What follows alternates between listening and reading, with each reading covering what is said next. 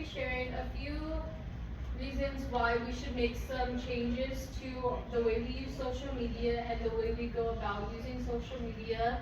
Obviously, social media is a very daily thing for us. Everybody uses social media in their day-to-day lives, but it does have some negative effects on us and can take a toll on some people. So today I'm going to be sharing a few reasons why it takes an effect on us and what effects it has on us, and then I'll be sharing what changes we can make to make this more positive, to make social media more of a positive environment again and something we enjoy using rather than it being something that brings harm to us or negative thoughts. So first I want to ask you guys if y'all have ever wondered why social media can change your entire mood. Like I said, obviously social media does have a very harmful impact on a lot of people. So of course, when you're scrolling, it can definitely have an effect on your mood and it can change your entire mood. And that's why I want to bring up some reasons and just share some reasons why we can make some changes to the way we use social media to make it better. First, I want you guys to understand how much social media impacts people and the way it impacts people. The National Library of Medicine found that social media does cause anxiety, depression, and emotional distress. Obviously, these are very negative impacts that it can have on a person, and social media should have never gone to this extent. It was supposed to be more of a positive thing rather than it being something so harmful and negative, especially something that impacts our mental health severely. The anxiety, depression, and emotional distress can come from comparing, the constant notifications, the constant fear of missing out when you see pictures online. And this can cause anxiety, depression, and emotional distress. As well as that, the American Psychological Association found that the use of social media can lead to poor body image as well as create body dysmorphia. This can be because unrealistic photos can lead to feelings of comparing and feeling like you can't live up to these filters or unrealistic beauty standards that these photos that these influencers are sharing, that are overly edited, that just aren't realistic. So for example, a young girl can go and look at this photo and just feel like she can't live up to these beauty standards when they're not very realistic for you. So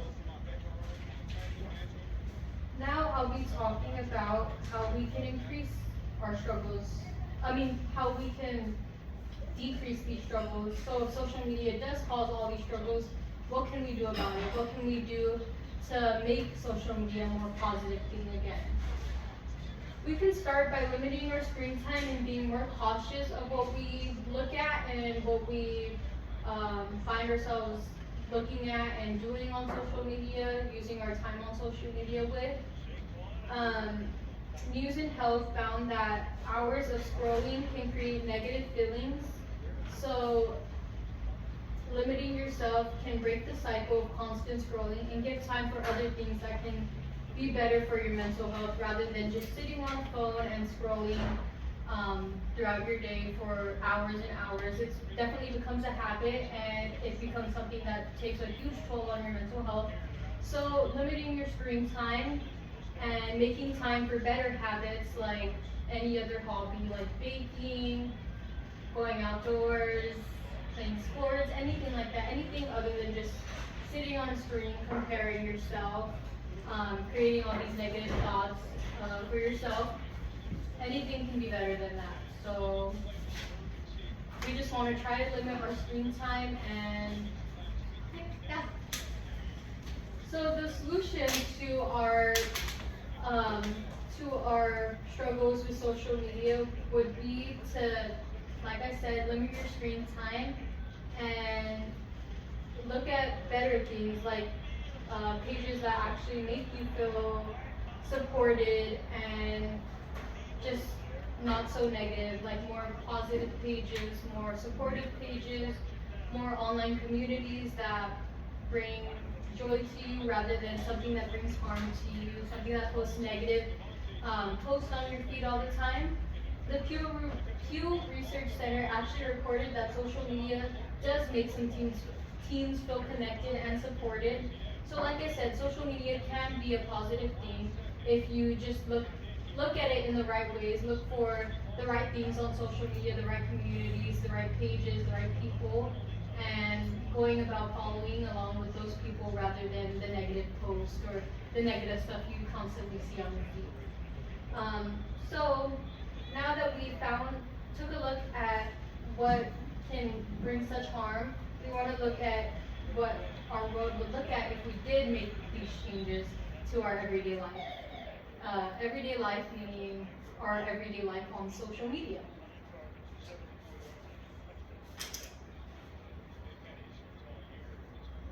What a road could be with more positive social media would be making everybody feel connected and supported. Instead of all the negativity and all the comparing, we could share real moments and support each other, and more so make it a more positive thing again.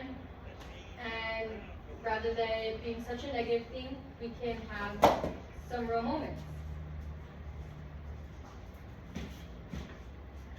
So finally, I want to start by saying, little by little, we can take a break from social media. We can create daily limits for ourselves, make it less of a habit and more of just a little thing throughout the day.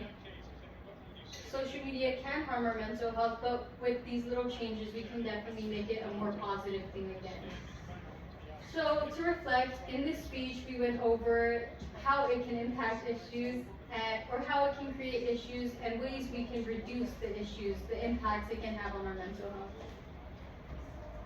You control the media doesn't control you. So we can just think about it in better ways that bring us better and more positive than negative and harm.